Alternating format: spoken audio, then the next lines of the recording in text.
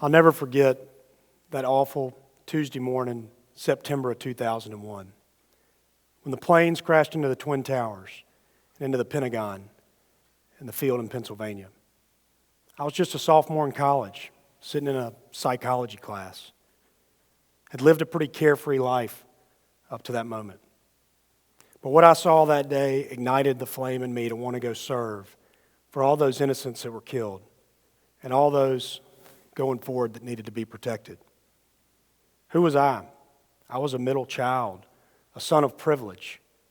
I grew up in a loving, nurturing, values-based Southern household. Had the opportunity to go to college because my parents provided so much for me. You could say that I was born into abundance. I remember when I told my mom and dad about my decision to join the Army, how they were confused, a little uncertain of things, had a lot of questions for me. Yet ultimately they accepted it and got behind me with support to want to go sacrifice for something larger than myself. I went on to become an airborne ranger, a combatant commander, and ultimately a Green Beret, leading men in combat in the mountains of eastern Afghanistan, as well as in southern Afghanistan in the Kandahar province. I look back on what was probably the largest engagement that I got in as a young officer, and it was 2007. It was June. It was hot. It had been a long day, and we were tasked with trying to find a suitable location to put in a combat outpost. Our goal was to try to deny the Al-Qaeda and Taliban insurgents from being able to cross back and forth and attack us from the porous border with Pakistan. We were driving along a dried-out riverbed on a valley floor. Mountains soared over us in both directions. Boulders and thick pine trees were stacked along the route as far as we could see. And that's precisely where the enemy kicked off a well-executed U-shaped ambush. It began with a volley of rocket-propelled grenades that were aimed to disable my lead vehicle and my trail vehicle. If they could destroy them, they could box us right there in the kill zone. They had a direct impact on both vehicles. Miraculously, they did not destroy either one, but Valdosta, Georgia native Private Jesse Holder was peppered with shrapnel in his neck and in his arm. I remember trying to process this real time as everything was happening so fast, but in my mind it was as if time stood still. Thankfully, I snapped into action and I conveyed over the radio for us to push through the kill zone as we returned fire. And when we had the opportunity to exit the security of our up-armored Humvees and take the fight to the enemy, we would.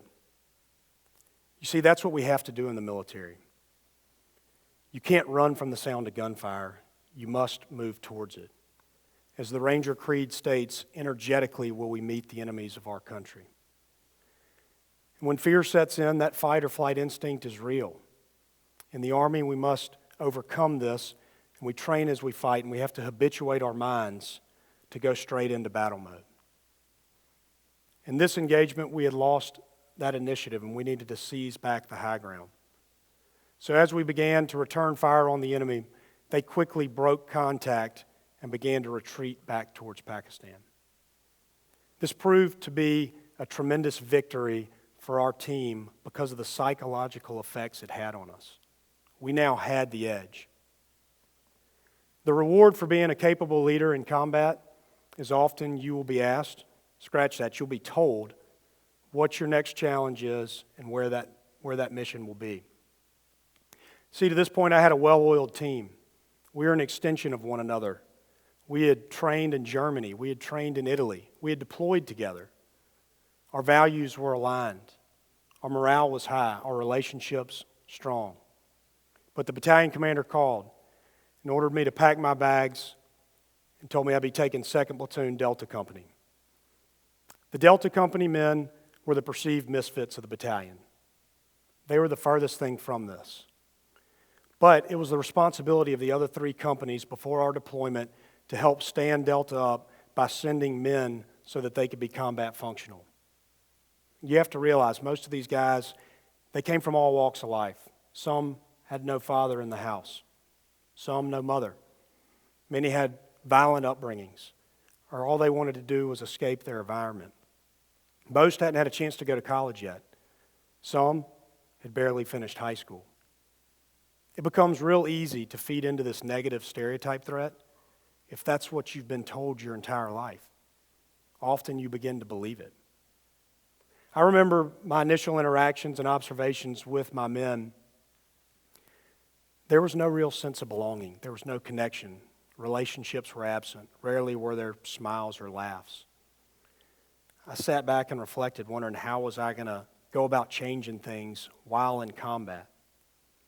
And on one of those days, we had our mail delivery. It was the first time with my new team that we had this happen. It happens about once a month, if we're lucky, sometimes twice. Usually delivered by a CH-47 Chinook helicopter, which is the largest and fastest in the Army's fleet.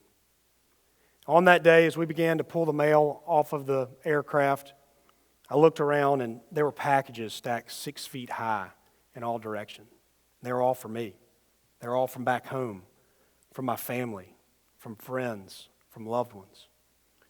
As I looked around, many of my guys didn't have anything, maybe one box or two. And I remember feeling like a fish out of water. They were astonished with how much I had. So when I had the chance, I wanted to call my mom on our satellite phone and tell her about this moment and tell her to ease up, plead with her not to continue sending all these things. When I told Mom about this, I remember her response was, "That's just not right. How could these soldiers that are defending our country not have the love and support from so many back home?" There wasn't a day under her rooftop when I was growing up that I didn't have a meal prepared, laundry done, rides everywhere I needed to go, an active ear to listen to my perceived life challenges at the time, encouragement every step of the way. How could I not feel that sense of abundance? So she asked me questions about my men. Where are they from? Do they have families, children? What do they like? What do they need? Sports teams, foods. The list went on and on. Weeks go by and we get mail again.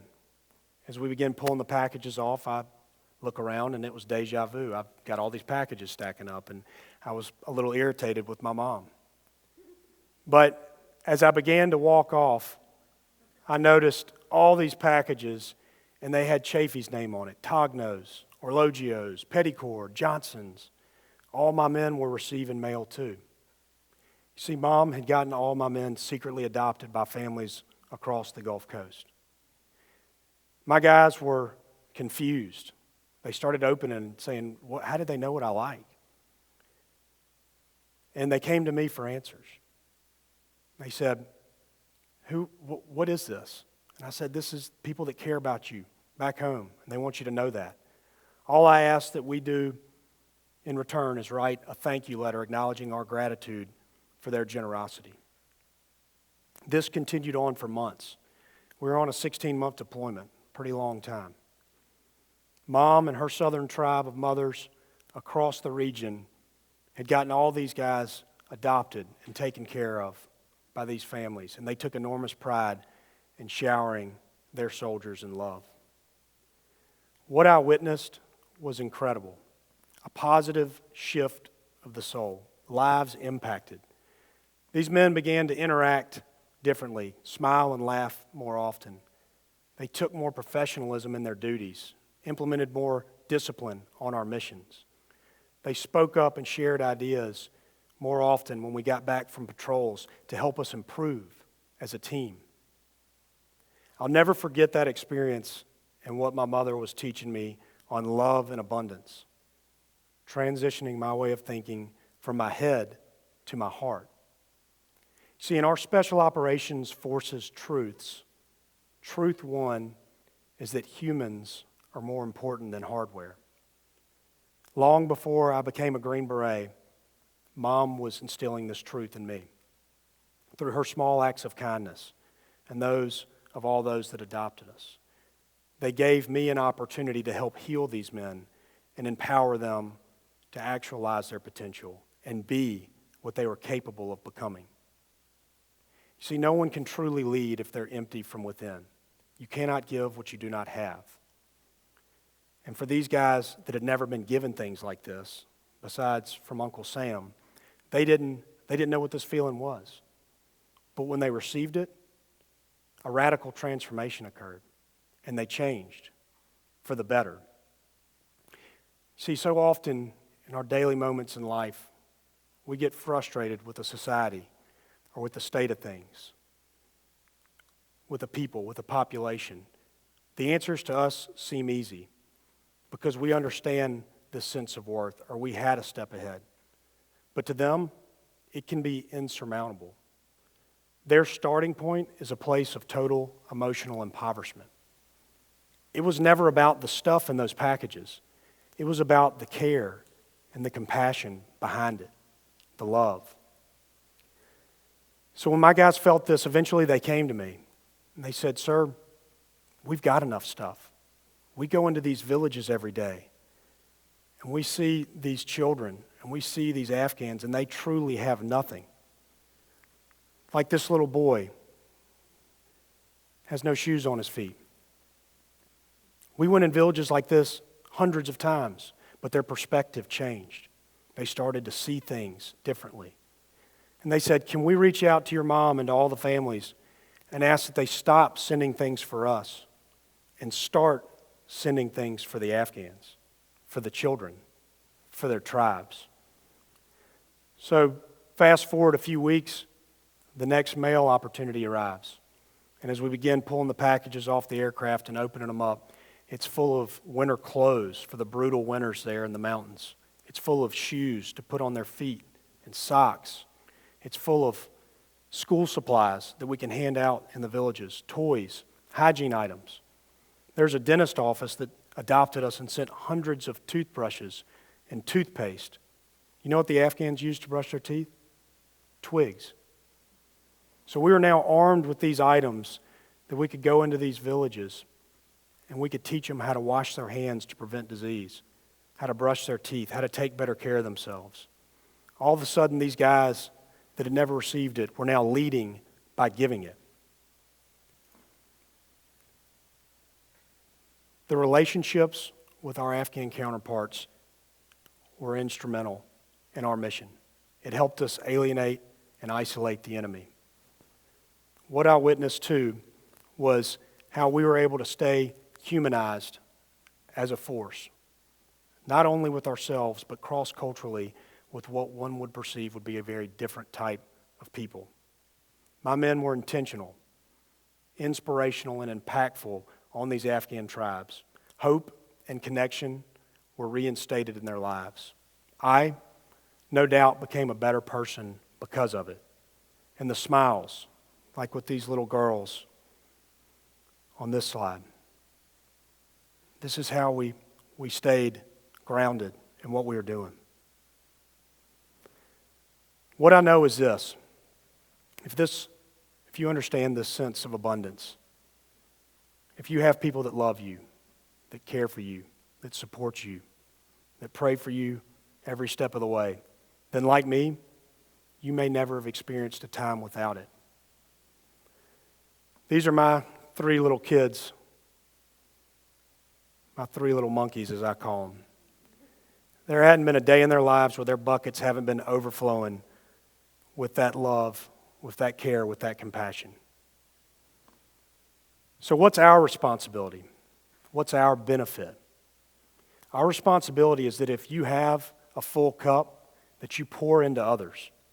And that while doing that and investing in them, that you teach them how to pay it forward so that force multiplier effect can be real. Our benefit is you have the opportunity to positively impact the lives of others. So if this resonates, and you come from a position of privilege or influence, or you understand that sense of wholeheartedness, then recognize this. The next time we go to get frustrated with why someone can't do for themselves like we would, why does everything seem to be a struggle for them? Why don't they act the way that we would? Realize that until they reach this feeling of abundance, they may not have anything to give. Thank you.